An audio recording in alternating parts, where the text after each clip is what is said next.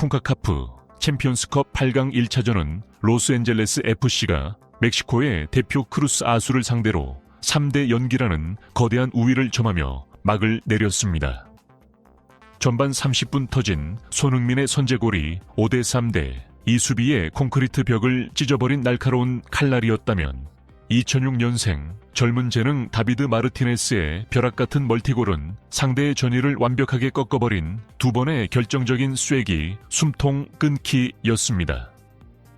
39분 완벽한 고속 역습 상황에서 마르티네스는 우측면을 폭발적으로 질주한 뒤 날카로운 왼발 대각선 슈팅을 꽂아 넣었습니다. 이어 58분 똑같은 시나리오가 훨씬 더 높은 난이도로 반복되었습니다.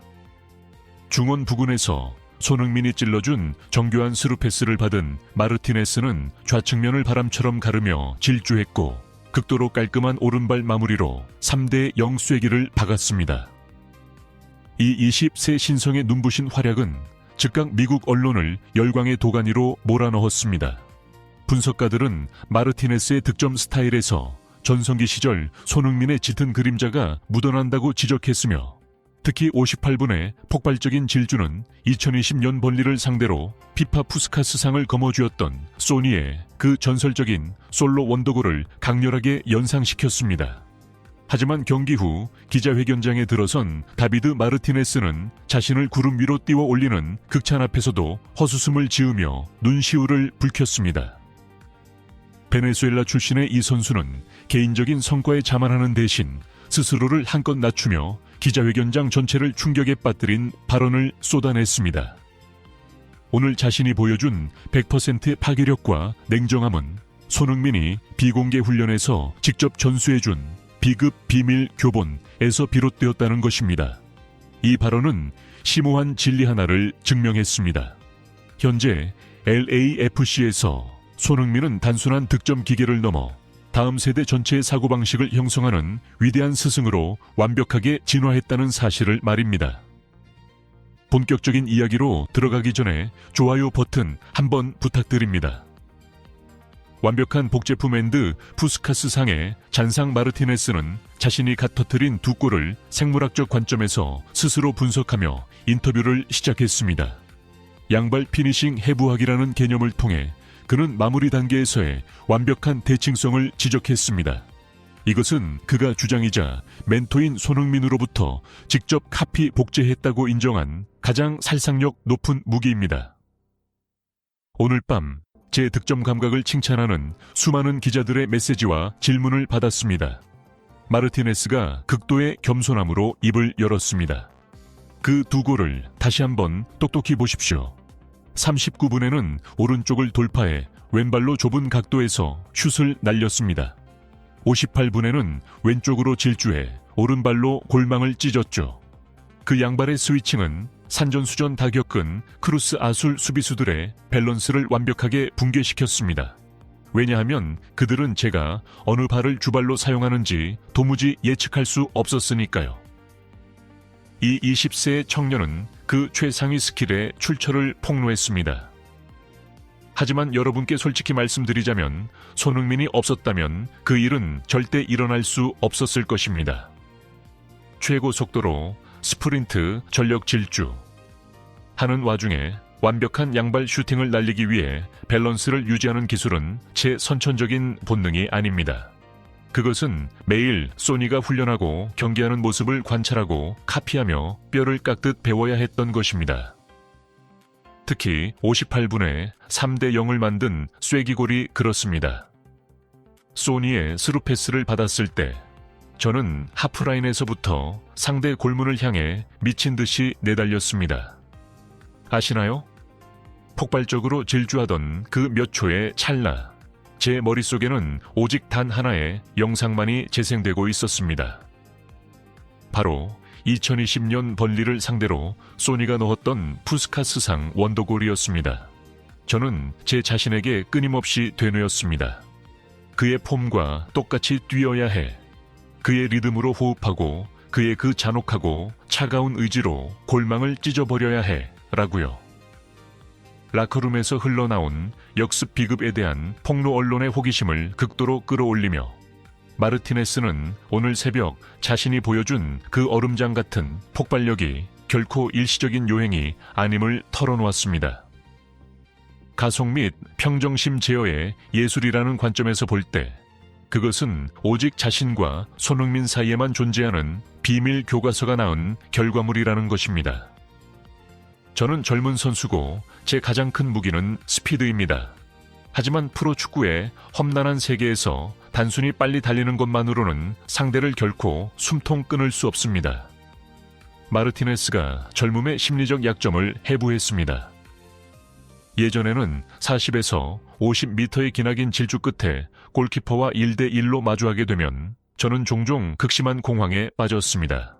심장 박동이 미친 듯이 뛰고 뇌로 가는 산소가 부족해져 두 다리의 통제력을 잃었습니다. 그 결과 마지막 슈팅은 항상 서두르게 되고 끔찍하게 빗나가기 일쑤였죠. 그는 대선배로부터 배운 은밀한 가르침을 폭로했습니다.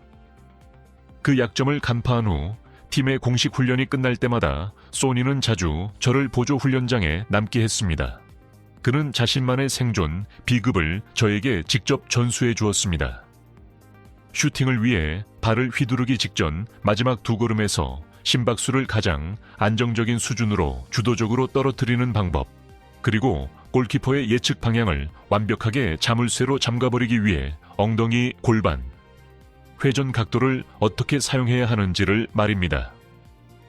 기자님들께는 정말 죄송하지만 그 기술의 구체적인 물리적 메커니즘을 여기서 자세히 밝힐 수는 없습니다.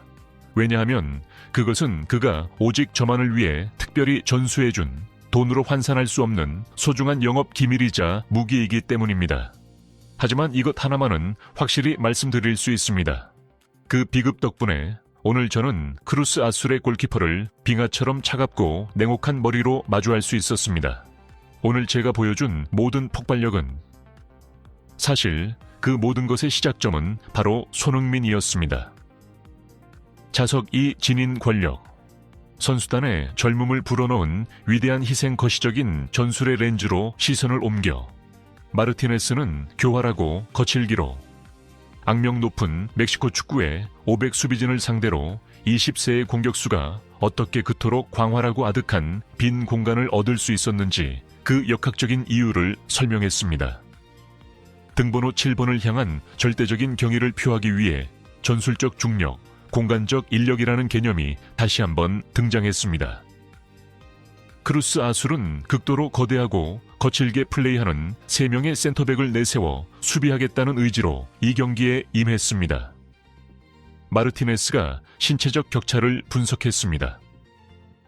만약 체격이 왜소한 20세의 공격수인 제가 페널티 박스 안에서 그들과 직접 맞부딪히며 육탄전을 벌여야 했다면 저는 틀림없이 그 즉시 산산조각이 났을 것입니다. 하지만 오늘 저는 굳이 그럴 필요가 없었습니다. 왜냐하면 소니가 저를 위한 거대한 물리적 방패가 되어주었기 때문입니다. 그는 주장에 헌신적이고 고유한 희생을 지적했습니다. TV로 경기를 보신 시청자분들은 제가 아무런 밀착 마크도 없는 극도로 텅 빈 공간에서 2골을 넣는 장면만을 보셨을 겁니다. 왜 그런 공간이 생겼을까요? LAFC가 공수 전환을 시도할 때마다 소니가 항상 주도적으로 중앙을 향해 공을 요구하는 척하며 미끼런 상대를 유인하는 기만적 쇄도를 묵묵히 수행해 주었기 때문입니다. 그의 명성, 스피드, 그리고 그 치명적인 위험성은 피치 위에서 마치 거대한 자석과도 같습니다. 그것은 패닉에 빠진 크루스 아술 수비수 2명, 심지어 3명을 즉각적으로 맹렬하게 빨아들였습니다. 그들은 손흥민이 슈팅을 때릴지도 모른다는 사실에 너무나 겁을 먹은 나머지 측면 행랑에 제가 존재한다는 사실 자체를 완벽하게 망각해버렸습니다. 58분에 터진 득점은 정확히 그 시나리오대로 이루어졌습니다. 소니는 깊숙이 내려와 공을 소유했고 적의 모든 화력을 자신에게 집중시킨 뒤 저의 공간을 완벽히 해방시키는 예술적인 스루 패스를 부드럽게 툭 찔러 넣었습니다. 그는 자신의 축구 생명과 위상을 오롯이 바쳐 제 젊음이 찬란하게 빛날 수 있도록 길을 닦아준 것입니다. 다음 세대의 피 끓는 맹세, 우리가 제왕을 수호할 것이다. 깊은 존경심으로 가득했던 인터뷰를 마무리하며 다비드 마르티네스는 북받쳐 오르는 감정을 숨기지 못했습니다. 다음 주 멕시코의 용광로 원정지옥에서 치러질 위험과 함정이 도사린 이 차전을 앞두고 이 젊은 선수는 팀 전체를 대신하여 세대 간의 결속을 상징하는 단호하고 피 끓는 맹세를 내놓았습니다. 이토록 가혹하고 잔인한 프로축구의 세계에서 최정상급 슈퍼스타들은 대개 엄청난 에고를 가지고 있으며 극도로 이기적입니다. 마르티네스가 인격에 대한 시각을 나누었습니다. 그들은 치고 올라오는 젊은 선수들이 자신의 스포트라이트와 자리를 뺏어갈지도 모른다는 두려움을 흔히 가지고 있습니다. 하지만 소니는 그 모든 법칙을 완벽하게 거스릅니다. 그는 온 마음을 다해 저를 이끌어주고 저를 위한 공간을 창조해줍니다. 오늘 제가 골을 넣었을 때 그가 보여준 세리머니는 그 자신이 직접 선제골을 터뜨렸을 때보다 훨씬 더 미친 듯이 열광적이고 폭발적이었습니다. 그는 위대한 선수가 되기를 갈망하기 전에 먼저 위대한 인간이 되는 방법을 자신의 실제 행동으로 제게 가르쳐주고 있습니다. 그는 섬뜩하고 피 끓는 선전포고를 날렸습니다. 다음 주 우리 LAFC 선수단 전체는 이 차전을 치르기 위해 멕시코로 진군해야 합니다. 저는 크루스 아술의 플레이 스타일을 너무나도 잘 압니다. 벼랑 끝에 몰린 그들은 극도로 거칠게, 심지어 폭력적으로 플레이할 것입니다. 그들은 소니의 다리를 부러뜨리고 파괴하기 위해 온갖 비열한 속임수와 살인 태클을 동원할 것이 분명합니다. 하지만 이 기자회견을 통해 저는 그들에게 직접적이고 분명한 메시지를 던지고 싶습니다. 어디 한번 우리 주장님을 건드려 보십시오. 저를 비롯해 데니스 부앙과 세르히 팔렌시아 같은 젊은 피들은 피치 위에서 마지막 피 한 방울을 흘릴 때까지 그를 지키기 위해 사활을 걸고 싸울 준비가 되어 있습니다. 현재 LAFC는 단순한 축구팀이 아닙니다. 우리는 진정한 늑대떼이며 소니는 우리